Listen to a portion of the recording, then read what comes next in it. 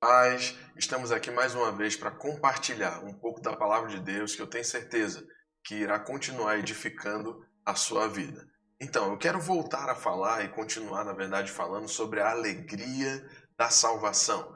E nós utilizamos no vídeo anterior o apóstolo Paulo como referência para isso. Ele, em prisão, em cadeias, escreve aos Filipenses, dizendo a eles, lá no capítulo 4, versículo 4, alegrai-vos, outra vez vos digo, alegrai-vos. E voltando para o capítulo 1, no início dessa carta, lá no versículo 12, nós conseguimos identificar que a alegria da salvação expressada por meio de Paulo foi capaz de estimular as pessoas que estavam do lado de fora da prisão.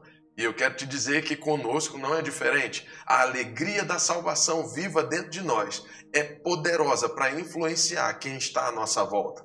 Lá no versículo 12 diz assim: quero ainda, irmãos, cientificar-vos de que as coisas que me aconteceram têm antes contribuído para o progresso do Evangelho, de maneira que as minhas cadeias em Cristo se tornaram conhecidas de toda a guarda pretoriana e de todos os demais.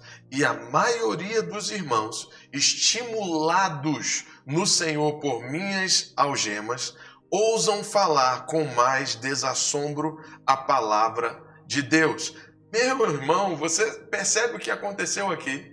A alegria da salvação na vida de Paulo era algo tão vivo, tão intenso, ao ponto de as pessoas, os irmãos, a maioria dos irmãos, falarem sobre a palavra com mais ousadia, com mais desassombro, sem medo, não calando a sua voz, mas propagando o evangelho da salvação, expressando a consciência da posição em Cristo Jesus que nós estamos.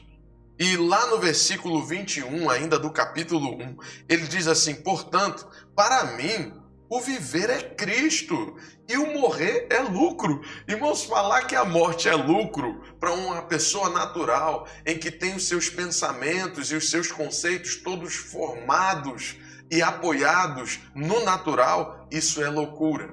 Mas eu quero dizer, você não é natural.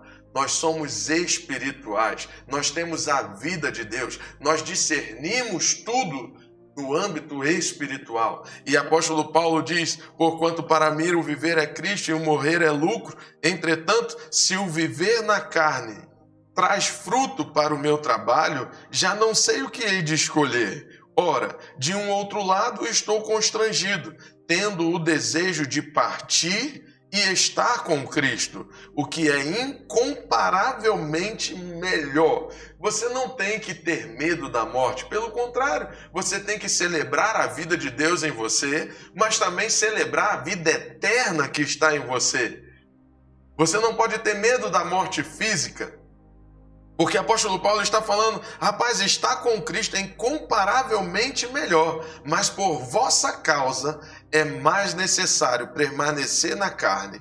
E convencido disto, estou certo de que farei e permanecerei com todos vós para o vosso progresso e alegria da fé. Meu irmão, não tem como ler essas verdades e ficarmos aquém da alegria da salvação. Lá em Atos, no capítulo 16, nós vemos isso acontecendo lá no versículo 32, quando o apóstolo Paulo e Silas na prisão pregam o evangelho para o carcereiro e toda a sua família. E a Bíblia diz que depois que eles receberam a palavra, versículo 32, e lhe pregaram a palavra de Deus e a todos os de sua casa, naquela mesma hora da noite, cuidando deles, lavou-lhes os vergões dos açoites. A seguir, foi ele, o carcereiro, batizado, e todos os seus. Agora, fique aqui no versículo 34, a alegria da salvação. Então, levando-os para a sua própria casa, lhes pôs à mesa, e com todos os seus, manifestava grande alegria por terem crido em Deus. Continue crendo em Deus, querido, e manifeste a alegria da salvação que está dentro de você. Fique na paz.